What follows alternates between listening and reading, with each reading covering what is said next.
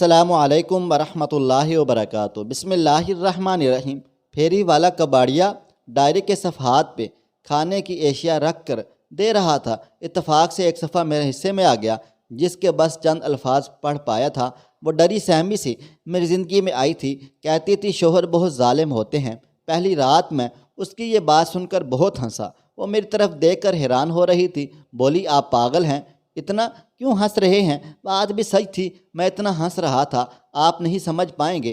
باخدا اس کا انداز بیاں اتنا دل فریب تھا نا، مجھے اس پہ پیار آ رہا تھا۔ کہنے لگی میری بات سن لیں، ابا جی کے کہنے پہ میں نے آپ سے بیاہ تو کر لیا ہے، لیکن اگر آپ نے مجھے مارا یا گالی دی تو میں واپس اپنے گھر چلی جاؤں گی۔ ابا جی کے پاس اس کی آنکھوں میں نہ جانے کون سا کوئی ڈر تھا جو اسے کھائے جا رہا تھا۔ ہماری ارینج میرج ہوئی تھی۔ مجھ پر ایک راز کھلا تھا کہ اس کی بڑی بہن کو اس کے شوہر نے اتنا مارا تھا کہ اس کی ایک ٹانگ ٹوٹ گئی تھی۔ اب وہ نفسیاتی مریضہ ہے۔ مجھے کہنے لگی مجھے مارنا نہیں، مجھے کچھ نہ کہنا، جب آپ مجھے چھوڑنا ہو تو بس ایک بار کہہ دینا، میں چلی جاؤں گی، حق مہر بھی معاف کر دوں گی، بس مجھے کچھ نہ کہنا۔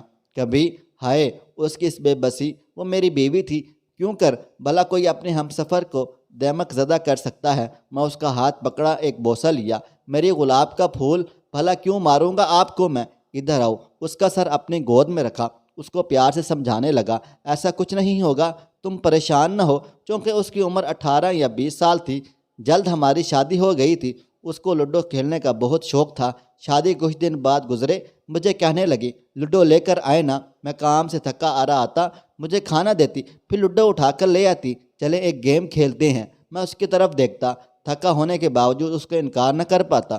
وہ اس کی خوشی بیان نہیں کر سکتا۔ جب وہ مجھ سے جیت جاتی وہ کبھی اور میں جیت جاتا تو ہار جاتا، مطلب میں جان بوجھ کر ہارتا تھا۔ وہ رفتہ رفتہ میرے قریب آنے لگے، اسے میری اور مجھے اس کی عادت ہونے لگی۔ عادت نہیں، محبت کہیں تو اچھا ہوگا۔ ہمیں ایک دوسرے سے محبت ہونے لگی۔ میں حیران تھا، پہلے وہ بھوک برداشت نہیں کر سکتی تھی، لیکن اب میرے گھر آنے تک وہ کھانا نہیں کھاتی تھی۔ کبھی رات کے 12 بھی بج جائیں پھر وہ بھوکی میرا انتظار کرتی، پہلے مجھے کھانا دیتی، پھر میرے پاس بیٹھ کر میرے کندھے پہ سر رکھ لیتی۔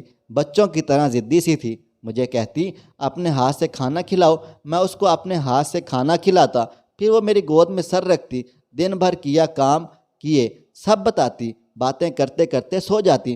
مجھے زندگی کے ہونے کا احساس ہونے لگا تھا، مجھے محسوس ہونے لگا تھا زندگی کیا اتنی حسین بھی ہو سکتی ہے کیا؟ زندگی کے یہ خوبصورت لمحات بھلا جنت تھا، سما کیسے نہ دیتے؟ ایک بار میں کسی بات سے ناراض تھا، اسے ڈانٹا بھی تھا۔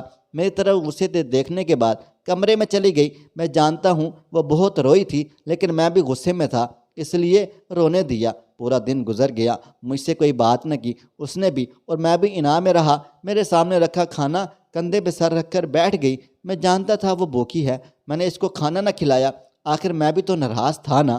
کچھ نہ بولی، برتن اٹھائے کچن میں رکھ کر آ گئی، میری گود میں سر رکھ کر لیٹ گئی، خاموش تھی، کبھی کبھی نظریں چرا کر دیکھتی تھی میری جانب۔ میں ٹی وی دیکھ رہا تھا، رات کے 12 بج گئے، بارش زوروں کی تھی، بجلی چمکنے لگی۔ میں اٹھا، کھڑکی کے پاس کھڑا ہو گیا۔ اس کا معصوم سا چہرہ، بھوکی سو گئی تھی، اس کے چہرے کی جانب دیکھ کر میں سارا غصہ بھول گیا۔ وہ سارا دن میرے لیے گھر کے کام کرتی ہے، ایک روبوٹ مشین کی طرح میرا ہر حکم مانتی ہے، بھلا اس کی ایک چھوٹی سی غلطی پہ آج میری وجہ سے بھوکی سو گئی، نیند میں بھی میرا نام لے رہی تھی۔ بارش بہت تیز تھی، میں کچن میں گیا، اس کے لیے آلو والے چاول بنائے، بہت شوق سے کھاتی تھی۔ میں نے اسے اٹھایا، میری طرف دیکھنے لگی، پہلے مسکرائی، پھر شاید اسے یاد آیا وہ مجھ سے ناراض ہے، کروٹ بدلنے لگی۔ میں نے اس کے چہرے کو دونوں ہاتھوں میں بھر لیا، آنکھوں میں دیکھا، پھر آہستہ سا مسکرایا، کانوں کو پکڑ کر معافی مانگنے لگا۔ اس کی مدہوش آنکھوں سے ہیرے کی مانند آنسو بہنے لگے۔ آپ کو پتہ بھی ہے میں کتنا زیادہ روئی ہوں، سارا دن آپ بات نہیں کر رہے تھے، میری جان ہی نکل رہی تھی۔ کیا آپ میں سے ناراض نہیں ہو سکتے؟ بس مجھے ڈانٹ کر خود کو ہیرو سمجھنے لگے ہو۔ پتہ بھی ہے صبح سے کچھ نہیں کھایا میں نے۔ ہائے میں قربان اس کی محبت پہ۔ میرے ہاتھ کو زور سے پکڑے صلح کرتے ہوئے مجھ سے جھگڑ رہی تھی، شکوہ کر رہی تھی۔ میں کچن میں گیا، اس کے لیے آلو والا پلاؤ لے کر آیا، دیکھ کر مسکرانے لگی۔ کب بنائے؟ میں نے اپنے ہاتھ سے کھلاتے ہوئے بولا۔ پاگل، میں کوئی دشمن تھوڑی ہوں تمہارا، کبھی کچھ کہہ دوں تو ناراض نہ ہوا کرو، सब कुछ तुम्हारी भलाई के लिए तो करता हूँ। तुम मेरे बिना नहीं रह सकती तो मेरा दिल भी तुम्हारे बिना नहीं धड़कता। वो सॉरी करने लगी। उसकी हर अदा मेरी ज़िंदगी थी। ये एक सफ़ा जिस पे किसी ने अपनी ज़िंदगी को महफूज किया था, लेकिन मेरी समझ में नहीं आ रहा था आखिर ये चाहत भरी दास्तान किसी कबाड़िए के पास कैसे भला पैदल चलते हुए सोच रहा था। किसी के कागज़ के ज़िंदगी के हसीन पल के लिए बस कागज़ का टुकड़ा है। अल्लाह ताला सब शादीशुदा फैमिली के दिल में एक दूसरे के लिए प्यार मोहब्बत डाल दें ताकि वो खुश व खुर्रम ज़िंदगी गुजार सकें। आमीन सुम्मा आमीन। आप अहबाब कमेंट बॉक्स में आमीन लिख कर हमारी दुआ में शामिल हो जाएं।